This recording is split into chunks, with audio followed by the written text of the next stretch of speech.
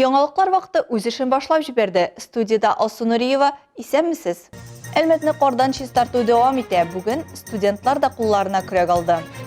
Безнең волонтерлар ярдәм итәргә чыктылар.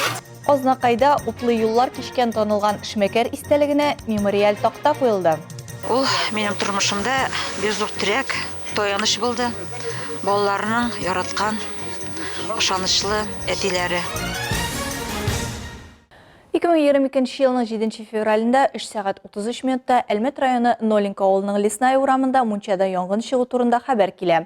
Һәлакәт нәтиҗәсендә 15 квадрат метр мәйданда мунча яна. Бәхеткә һәлак булучылар, зыян күрүчеләр юк. Янгынның сәбәбе ачыклана. Исегездә тотыгыз, янгын үзеннән-үзе килеп чыкмый. Аның сәбәбе ут белән эш итүдә һәм кешеләрнең ваемсызлыгы. Янгын чыккан очракта кичекмәстән 101 телефоны буенча янгын сакчылыгына шалтыратып, нәрсә януын, адресыгыз һәм фамилиягезнең төгәл хәбәр итегез. Татарстан ковид йоктыручылар саны арты буенча чираттагы антирекорд куйды. Узган тәүлектә 1305 кеше авырган, 10 кеше чирне республикадан читтә йоктырган, калганнары авыру кеше белән аралашканда электергән.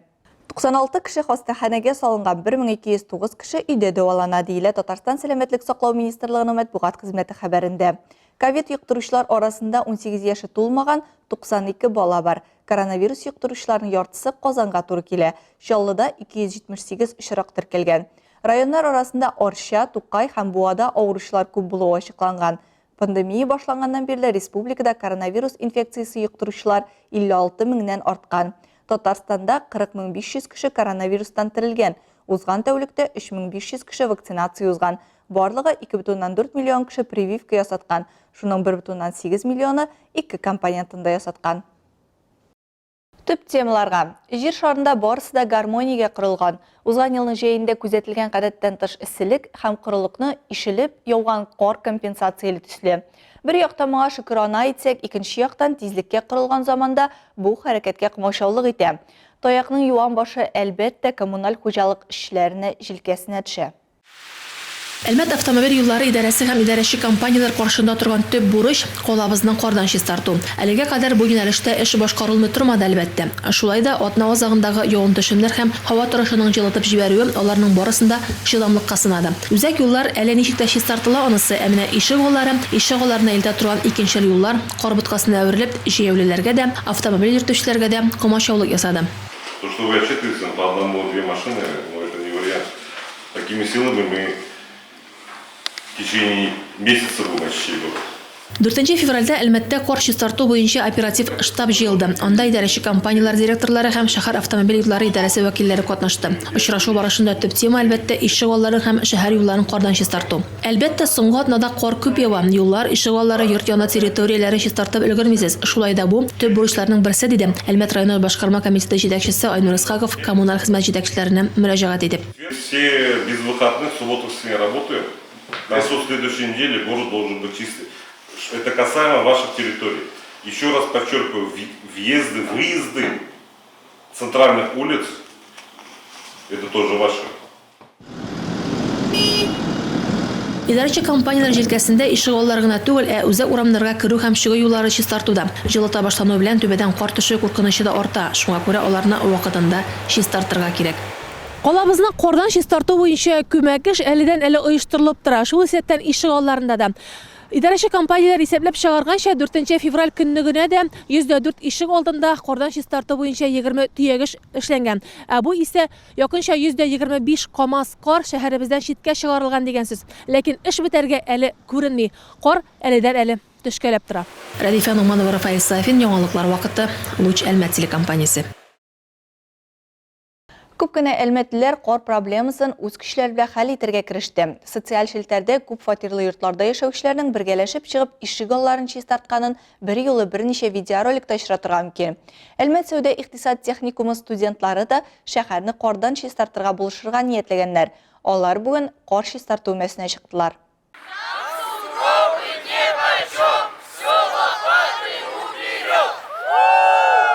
Күмәк көч ил күчерер ди. Өстәвенә уен көлкә хирыс дәрт-дарман ташып торган актив студентлар алдында эш карышмый. Без торговый техникумда кар чистартырга чыктык. Безнең волонтерлар ярдәм итәргә чыктылар. Планы почистить всю эту улицу, чтобы людям было удобнее ходить. Я часто чищу снег, и из-за этого мне не тяжело. И при этом делаю добро для людей.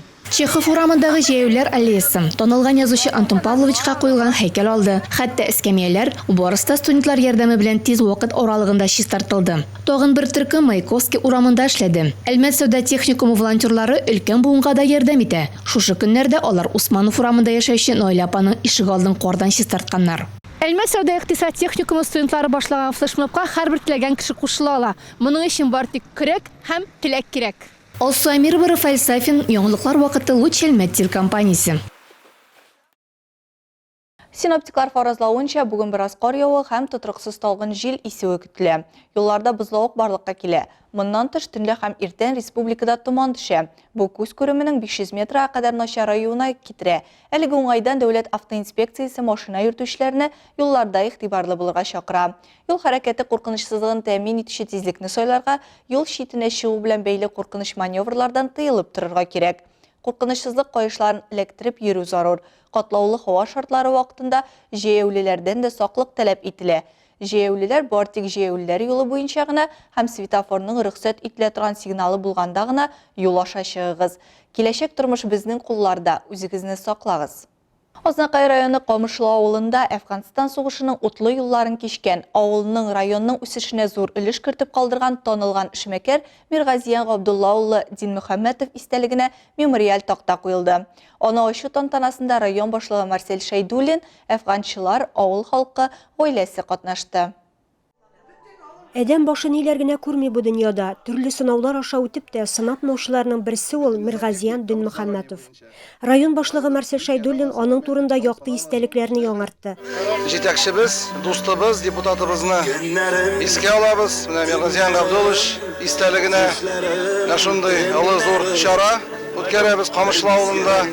Аның башкарган эшләгән эшләре бик күп. Менә шушы авыл өчен, халык өчен тырышты һәрвакыт.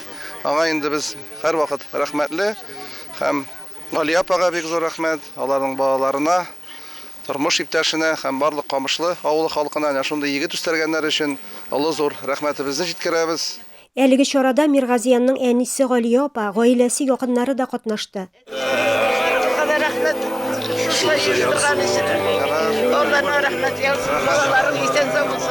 Үзебез дә барыбыз да исән сау булыйк. Туган җирнең патриоты дип әйтә алам. Ул минем тормышымда бик зур терәк, таяныч булды. Балаларның яраткан, ышанычлы әтиләре. Миргазиян Габдулла улы сугышчан дусларына, аларның әти-әниләренә, толларга һәр даим ярдәм күрсәтеп килде.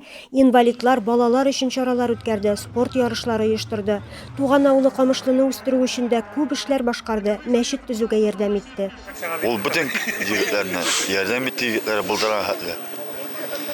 Булдыра хәтле, булдырганны, булдырмаганда ярдәм итте ул. Бер вакытта да отказ бирмәде берсенә дә.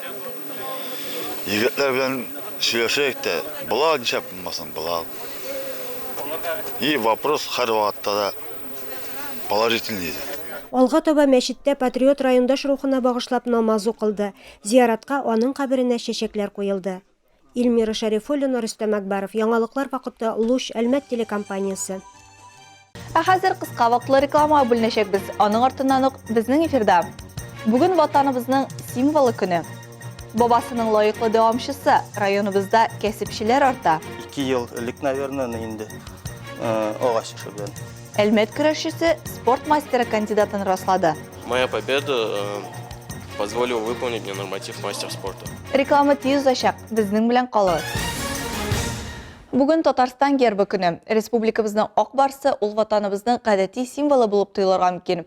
Әмма бу алай түгел. Республикабыз гербына тирән фәлсәфи мәгънә, күп гасырлар тарихы һәм мәдәнияте салынган. Заман илләренең герблары ул әле тикшеренүчеләрнең, рәссамнарның эзлекле эше, тырышлыгы да. Татарстан президенты Рөстәм Миңнеханов та татарстанлыларны социаль шелтәрләр аша республика гербы көне белән котлады. Аның инстаграмында яшь Ислам исемле малай символның барлыкка килү тарихы турында сөйли. Акбарс республикабыз символларының берсе булып тора. Татарстан гербы нәкъ менә канатлы барс бизи. Гербның бүген туган көне булу сәбәпле аның турында біраз сөйләп китим әле. Ул 1992 елның 7 февралендә расланган. Идеяның авторы Галим Назым Габдрахман улы Ханзафаров, аны тормышка ашыручы рәссам, монументалист Риф Зәхрәй улы Фәхретдинов. Яңа технологиялар алга киткән заманда да элек тә алтын куллы осталар милләтебез күрке саналган. Гадәттә кәсеп ата-бабадан килеп буыннан буынга дәвам иткән. Россиядә совет хакимияте урнашып халыкка белем алу җайга салына. Күп кенә кәсепләр дә җитештерү масштабын үзгәртеп, завод, фабрикаларга күчә. Кул эшләнмәләренең кыйммәте әкренләп югала.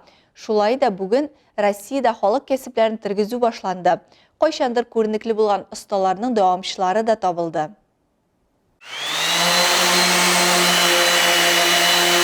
Ойра Захиров кешүчатта туып үскән егет. 9-нчы сыйныфны тәмамлап, башта Әлмәт политехник техникумында укый, Әлмәт нефть институтына укырга керә. Бераздан уку йортын алыштырып, геофизик юнәлешенә китә. Автоматизация җәмгыятендә слесарь мастер булып эшли, үсә. Тик бер көнне тормышын башка якка борып җибәрә. Кайчандыр ата-баба кәсебе булган агач эшкәртүгә тотына. Корал эшләр егет мактанырды. Захиров Айратта кунакта булгачтан да, аның эшләнмәләре белән танышкачтан да, күп кенә әйберләрне заманча технология ярдәмендә ясалгандыр дигән фикер кала. Ләкин аралаша торгач, без моның ялгыш фикер икәнлегенә инандык. Чөнки иң беренче эшләнмәләрен Айрат үз куллары белән ясаган.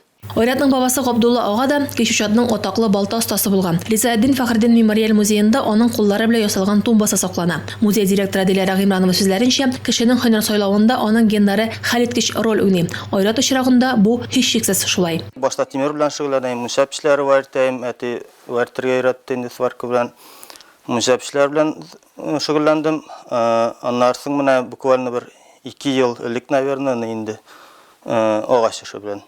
Айрат бүген үз куллары белән йорт салып чыккан, үзе устаханәсендә төзегән. Биредә коралларның нинди генә юк, ә кул эшләнмәләренең күп төрлелегеннән күзләр камаша. Оста беренче карашка шүп кенә тоелган агач кисәкләреннән дә файдалы һәм кызыклы әйберләр ясап тора. Баштан нәрсәдән башладым икән мин? Башта үземә эшли башладым, скамейкалар ясадым. Аннары өйгә бер-ике, әтигә журнальный столик ясадым, өстәл бәләкәй генә. И шуннан дуслар әйттеләр бугай, хәтерләмим дә, Instagram бар бит, Instagramда страничка ясап, шуннан килә инде әзрәк. Намды токталар, намсы имән, намсы бук дигән агачтан. Намды простой токталар бик күп, алар миннән оптом заказывать итәләр, Валберска. Вот на перепродажу. Айрат нефть ятмалары эзләү һөнәрен җиңеллек белән алыштырып, үз юлын тапкан бәхетле авыл баласы. Үз сүзләренә караганда, Сибир якларында йөреп тә, зур калалар күреп тә, үз кешүчатыннан кадерлерәк һәм якын урын тапмаган. Үз мәшгуль булып теркәлеп, яраткан эшен эшли. Радифа Нугманова, Вадим Тарасов, яңалыклар вакыты, Луч Әлмәт телекомпаниясе. Әлмәтнең Олимпия резервындагы спорт мәктәбе һәр вакыт яхшы нәтиҗәләр күрсәтә. Күптән түгел генә 13-15 яшьлек кызлары ирекле көрәш буенча республикада җиңеп кайтты. Артларыннан грек-рим көрәшендә егетләр дә ил күләмендә танылды. Узган атнада Казанда узган Идел буе федераль округы беренчелегендә җиңгән 18 яшьлек спортчыбыз спорт мастеры кандидатын раслады. Көрәшче белән Әлинә Хәсәншин танышып кайтты.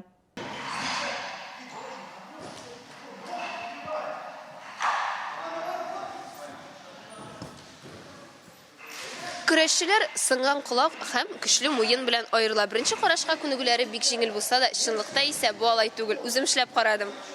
Көрәшчеләрнең үзләренә генә хас күнегүләре бар.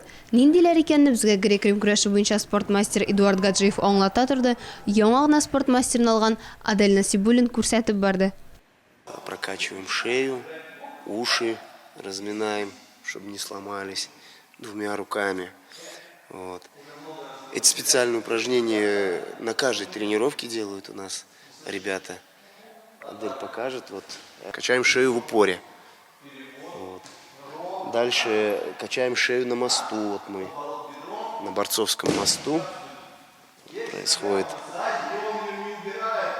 Это тоже борцовское упражнение, чтобы крепкие были у нас мышцы ног, шеи.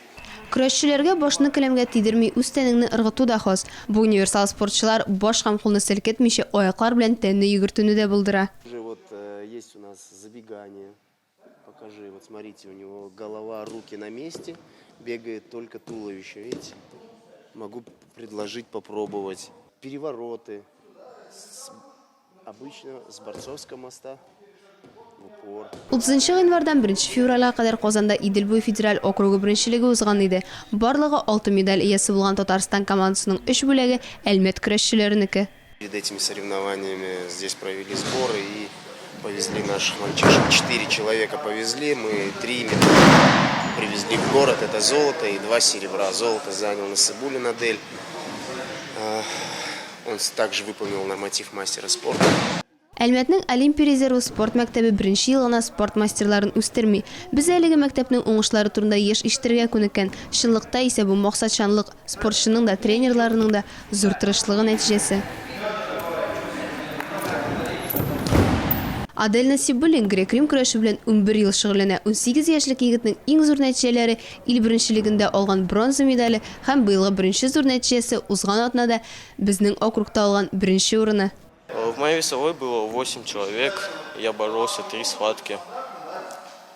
2 схватки в первый день и 3-я схватка был финал. Вот. До финала было тяжелее дойти, чем в финале. Моя победа позволила выполнить мне норматив мастер спорта. Идел буе федераль округы беренчелегенә Әлмәтнең 4 көрәшчесе барып, Адель Насибуллин алтын, Ильяс Зиннуров һәм Хакимҗан Давронов көмеш медальләр алып кайтты. Җиңүче 3 егетебезнең дә Россия беренчелегендә катнашу көтә. Лина Хәсән, Шнойдер Кабиров, Яңалыклар вакыты, Луч Әлмәт телекомпаниясе. 4 февральда Пекинда кышкы Олимпия уеннарына старт берилде. Шул көнне безнең уенчылар беренче җиңүләре белән җанатарларын куандыра да алды. Беренче алтынны чаңгычы Александр Большунов китерә. Скиатлонда ул 1 минуттан артык өстенлек белән җиңә. Бу Александрның Олимпиадада алган беренче алтыны. Моңа кадәр ул 2018 елда көмеш һәм бронза яулый. Шул ук ярышта Денис Спицев көмеш призер була. Ул дистанцияны Большуновтан 1 минут 11 секундка соңрак тамамлый. 19 яшьлек фристайлчы Анастасия Смирнова бронза медаль яулый. Казанда Камиля Вәлиева хатын-кызларның кыска программасында зур запас белән җиңә һәм командага 10 очко китерә. Марк Кондратюк 2нче урынны яулый һәм безнең командага 9 очко китерә. Шулай итеп, 2 ярыш көненнән соң безнең фигуралы шуучы спортчылар командасы 45 очко җыеп 1нче урынны яулый. 5 февральда юбилейный спорт сарайыбызында Спутник һәм Ладья очрашты. Матчның беренче 20 минутын командалар тигез көрәштә үткәрә. Берсе дә алкалар кертми. Период барышында хуҗалар 2 тапкыр кимчелектә кала. Азактан Ладья уенчысы буздан чыгарыла. Әлеге мөмкинлектән 2нче период башында безнең хоккейчылар куллана. Тимофей Окружнов 1-0 исәбен урнаштыра. Матчның уртасында Данила Курков алка кертә. Тагын 2 алканы Спутник уенчылары 3нче периодта кертә. 45нче минутта 27 секунд аермасы белән башта Матвей Говорков, аннан Семен Калинин алкалары керә. Моннан соңына кунаклар коры җиңелүдән китә, ләкин башка берне дә кертми. 4-1 исәбе белән беренче матч тәмамлана. Кичә Нефтяник Үзбузында турнир таблицасының лидерларының берсе булган Металлург командасы белән уйнады. 6нчы минутта исәпне Валерий Поляков ача. 2нче периодта хуҗалар активрак уйный башлауга карамастан, көндәшләр исәпне икеләтә. Әлмәт командасының артта калуын Степан Захарчук алкасы киметә. Уенның төп вакыты тәмамлануга 4 минут кала, Захарчук тагын бер алканы кертә һәм 2-2 исәбен урнаштыра. Овертаймда Максим Рыжков 3-2 җиңү ноктасын куя. Всех болельщиков с хорошей победой, хорошая организованная команда, но нам сегодня было нужнее, если заглядывать в турнирное положение, да и вообще по последним играм. Әлеге уен Нефтяникның Үзбузындагы уеннарның беренче этабының соңгысы иде. Алда Әлмәт хоккейчыларын төрле шәһәрләрдә узачак 4 уен көтә. 30 январдан 5 февральгә кадәр Казанда бокс буенча Татарстан Республикасы беренчелеге узды. Турнирда 2006-2007 елгы 129 иң көчле татарстанлы спортчы егет катнаша. Үз авырлык категорияләрендә Илдан Шәңгәрәев, Артем Борматов һәм Вячеслав Красильников җиңүче. Эмиль Шахинуров һәм Елисей Фролов көмеш призер була. Әлмәт боксчылары Татарстан Республикасы җыелма командасы составына керә һәм республикабызны Идел буе федераль округы беренчелегендә тәкъдим итәчәк. Бу сезгә җиткерәсе соңгы мәгълүматыбыз иде. Мин Алсу Нуриева һәм монтаж операторы Динара Гайнутдинова сезнең белән саубуллашабыз.